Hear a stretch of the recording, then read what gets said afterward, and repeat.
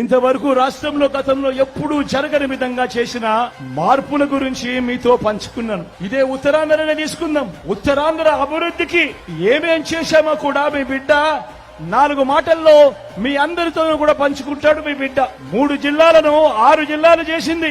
3 కలెక్టర్లు 3 ఎస్పీలు ఉండాల్సిన చోట 6 మంది కలెక్టర్లను 6 మంది ఎస్పీలతో పరిపాలనను వికేంద్రీకరణ చేసి పేదవాడి దగ్గరికి తీసుకొచ్చింది ఈ 59 నెలల మీ బిడ్డ పాలనలోనే కాదా అని అడుగుతా ఉన్నాడు. 3 రాజధానుల్లో ఎగ్జిక్యూటివ్ క్యాపిటల్ కింద ఉత్తరాంధ్రలోని మన విశాఖను జూన్ 4వ తేదీన ప్రమాణ స్వీకారం చేసేదే విశాఖపట్నం నుంచి చేస్తూ ఎగ్జిక్యూటివ్ క్యాపిటల్ గా విశాఖపట్నం చేయబోతున్నది కూడా మీ బిడ్డే అని చెప్పి సందర్భంగా గర్వంగా చెప్తా ఉన్నా.